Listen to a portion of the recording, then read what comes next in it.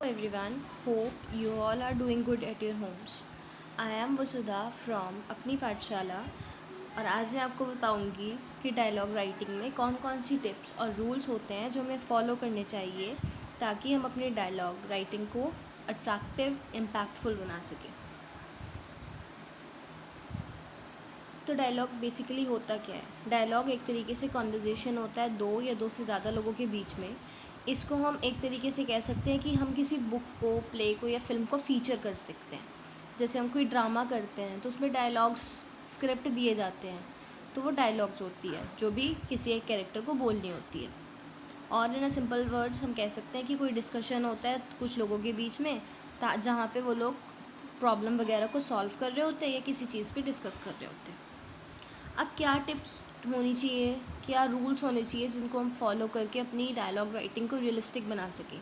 तो पहला है से डायलॉग आउट लाउड। जो भी अपने डायलॉग्स आप लिख रहे हो उनको ऐसा लिखो ताकि वो इम्पैक्टफुल हो, इम्प्रेसिव हो और उनका जो मीनिंग है वो क्लियरली दूसरे तक पहुँचे। Second, cut small talks when writing. जब भी आप कोई राइटिंग कर रहे हो, डायलॉग राइटिंग कर रहे हो, तो उसमें जो छोटी छोटी टॉक्स होती है जैसे हेलो, हाय, बाय, ये सब उसमें से हटा दो बिल्कुल। इंस्टेड आप ये लिख सकते हो हेलो, हाउ आर यू, मतलब पूरी एक स्टेटमेंट में। नेक्स्ट है keep your dialogue brief and impactful.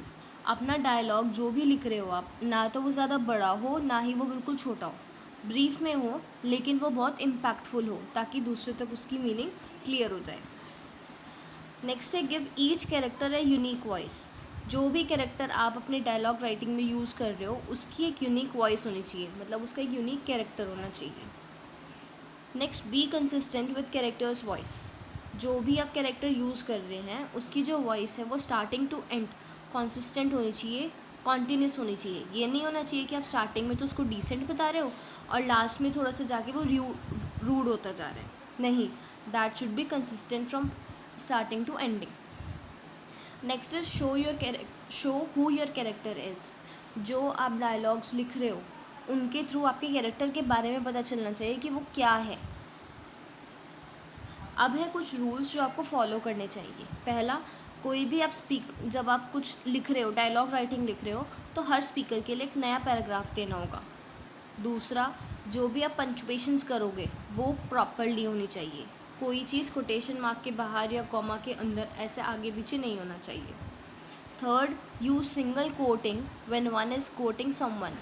अगर जैसे कि मैं किसी दूसरे से बात कर रही होती हूँ और मैं उसको किसी तीसरे के बारे में बता रही हूँ, तो उसके लिए वो पैराग्राफ तो चेंज हो जाएगा लेकिन जो कोटेशंस होंगी वो एक के ही अंडर में आएगी। Last, keep long speech paragraph to minimum. बहुत ही कम हद तक आपने पैराग्राफ को लॉन्ग में करना है।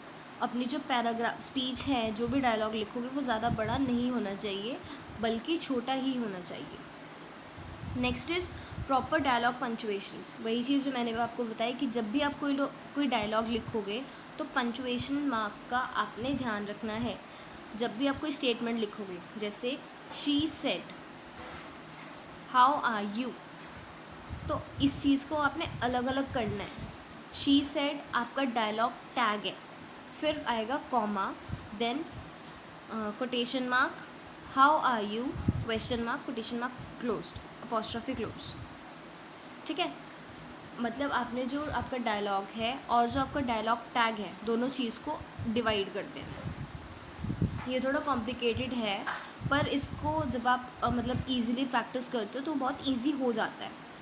तो इसमें कोई कन्फ्यूज़ होने की कोई बात नहीं है और कोई भी फॉर्मेट ऐसा नहीं है जो आपको याद रखना पड़े कि जैसे आपने डेट डाली ये सब नहीं, बल्कि आपको सिर्फ ये टिप्स और रूल्स फॉलो करने हैं। इसी से आपकी जो डायलॉग राइटिंग है वो बहुत अट्रैक्टिव हो जाएगी। अब कुछ कॉमन मिस्टेक्स हैं जो हर कोई करता है, तो उस चीज़ को आपने अवॉइड करनी है। पहला, कोई भी नाम जो भी आप अपने डायलॉग राइटिंग में यूज़ कर रहे हो उसको रिपीट नहीं करना है। दूसरा, पंचुएशन मार्क प्रॉपर मैनर में होनी चाहिए और प्रॉपर प्लेस पर होनी चाहिए। थर्ड, आपकी जो डायलॉग टैग्स हैं जैसे he said, she said, they whispered, she whispered, ऐसी चीज़ों को, ऐसे टैग्स को दोबारा रिपीट नहीं करना है, मतलब अवॉइड करना है इनको रिपीट करने से। अब आई फॉर्मेट की बारी। मैंने आपको बताया कि फ़ॉर्मेट कोई पर्टिकुलर नहीं है, बल्कि यही कुछ रूल्स और टिप्स हैं जो आपको फॉलो करनी है इस डायलॉग राइटिंग को बनाने में, लिखने में। That's all. I hope you all have understood. अगर आपकी कोई भी क्वेरी हो तो आप कमेंट सेक्शन में बता सकते हैं। Thank you.